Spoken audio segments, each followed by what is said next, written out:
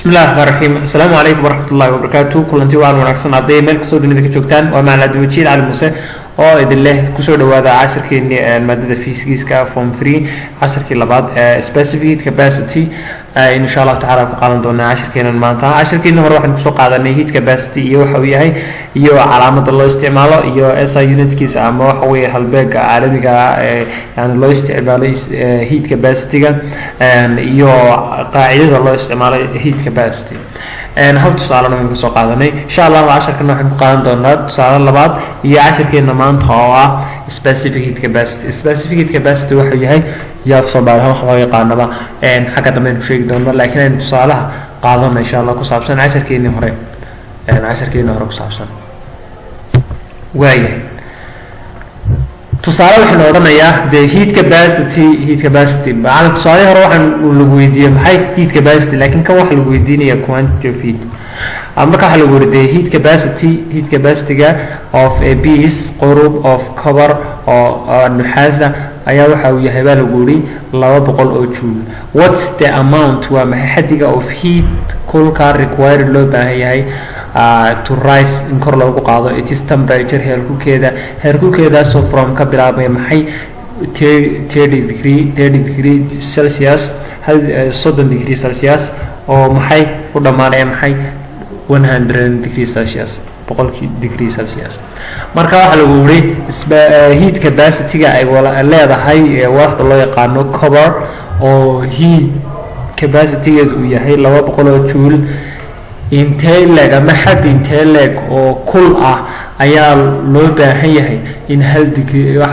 yani temperature-keeda 1 degree kor loo qaado. temperature-keeda ama waxa weeye isbedelka temperature-ka ama heerkulkeeduna wuxuu marayay baa lagu yiri 30 degree waxaanu gaadhay maxay 100 degree. haddaba maxaynu haysanaa maxay naga maqan waxaynu haysanaa heat capacity-ga walaxda waynu haysanaa oo 200 oo joule waxa kale aynu haysanaa final temperature-kii waynu haysanaa oo waxa weeye 100 degree Celsius initial temperature-kii waynu haysanaa 30 degree maxay naga maqan quantity of heat na maxaa lagu helaa waxa lagu helaa heat capacity-ga oo lagu dhuftay change temperature isbedelka temperature-ka. haddaba quantity of heat-ka maxaynu haysanaa 200 oo joule baynu haysanaa change temperature-kana maxaa lagu helaa isaga laftiisu qaacido lahaa oo hore ku soo qaadanay xaq hore ku soo qaadanay qaacido lahaa waxa weeye initial temperature-ka ama final temperature-ka ama heerkulka dambe ee isbedelka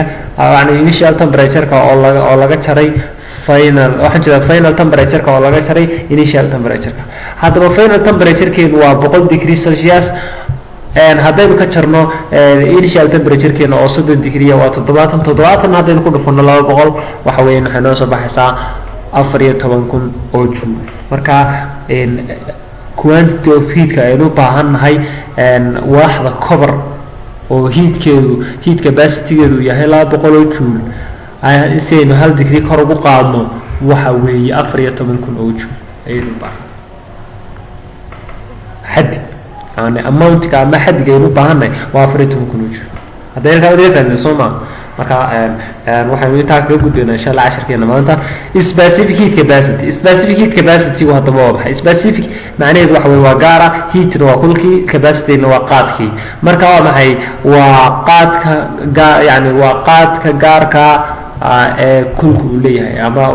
ama qaadka kul ee gaarka ee walax leedahay ee loo yaqaan specific heat capacity ama xadiga yani walaxda ama qaadka ama ay leedahay walaxi gaarka ee kulka ayaa loo yaqaan specific heat capacity. waa kan definition-kiisa specific heat capacity maxaa loo soo gaabiyaa xarafka loo soo gaabiyaa waa c is a measure waa cabirka of the amount xadiga of energy tamareed needed loo baahan yahay to rise in kor loogu qaado the temperature heerkulka of 1 kilogram of a substance walax kor loogu qaado maxay 1 degree Celsius 1 degree Celsius or amaba is the amount waa definition labaad is the amount waa xadiga of heat kulka per unit mass oo loo qeybiyay maxay mass-ka ama cufka walax ay leedahay required loo baahan yahay to rise kor loogu qaado temperature heerkulka by 1 degree Celsius 1 degree Celsius. haddaba it is measured waxa lagu cabiraa joules baa lagu cabiraa per kilo waxa lagu cabiraa maxay joules per kilogram degree Celsius waa kan joule per kilogram degree Celsius ama waxa lagu cabiraa oramada joule per kilogram Kelvin haddaba specific heat capacity ka qaacido loo isticmaalo waxa qaacido loo isticmaalo waxa weeye quantity of heat yani xaddiga kul oo loo qaybiyay maaska cufka walaxda ay leedahay oo lagu dhuftay change temperature isbedelka heerkulka walaxda oramada waa tan qaacidada gaaban c maxaa loo soo gaabiyaa specific heat capacity q na maxaa loo soo gaabiyaa quantity of heat m na maxaa loo soo gaabiyaa mass delta t na waa maxay change temperature marka qaacidadaas lagu helay the term baa lagu weeyay kelmadda ama erayga specific heat capacity oo c loo soo gaabiyay usually waxa loo isticmaalaa markaas waxay noqonaysaa markaa to describe waxa lagu qeexayaa ama lagu qeexi karaa the heat capacity per unit mass waxa lagu qeexaa maxay waa heatkii oo loo qaybiyay maxay masski waxa intaa weey gabigeeda inta weey faanta soma horta heat capacity waa maxay maxaa lagu cabiraa waxa weey measurementkeedu maxay tahay qaacido loo isticmaalo waa maxay inta uu shaqeeyo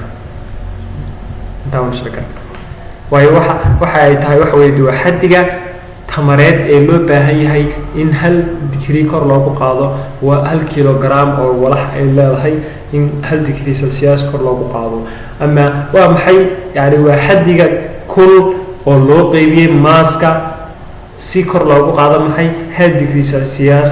maxay yani temperature ka ama heerkulka ay walax leedahay ayaa loo yaqaan specific capacity maxaa lagu cabiraa dilku waxa lagu cabiraa joule per kilogram degree Celsius qaacidada loo isticmaalo waa maxay specific heat capacity waxa loo isticmaalaa ama qaacidada loo isticmaalo sababtoo ah dilku wada specific heat capacity waxay leedahay soo saar waxay doontaa noqotay waxa loo saar ku helaysaa quantity of heat oo loo qaybiyay mass oo lagu dhuftay change of temperature way waxa lagu yiri this formula hadaba qaacidada weynteen ka sheegnay specific heat capacity lagu helo can be transformed wala bedeli karaa waxa loo bedeli karaa to maxay q ay waxa ku laagtay maxay specific heat capacity oo lagu dhuftay maxay delta t weer halka baa braato maxaa haye weer halka waxa lagu sheegay yani xuruufta halka ku yaala q c delta t maxaa loo soo gaabiyay waxa lagu yiri marka halka weer q halka q baa lagu yiri loo soo gaabiyay maxaa loo soo gaabiyay maxay waxa loo soo gaabiyay waxa weey quantity xaddiga of heat transfer xaddiga yani waa maxay kun ee la bedelay ama waxa weey la qaaday la gudbiyay transfer ama la gudbiyay ama waxa weey la bedelay waayahay c waxa loo soo gaabiyay specific waa specific heat capacity walax of matter ay walax u leedahay m waxa loo soo gaabiyay the mass of the material walax delta t waa temperature change waa isbedelka maxay heerkulka haddaba waxa lagu every substance walax kasta haas waxay leedahay its own specific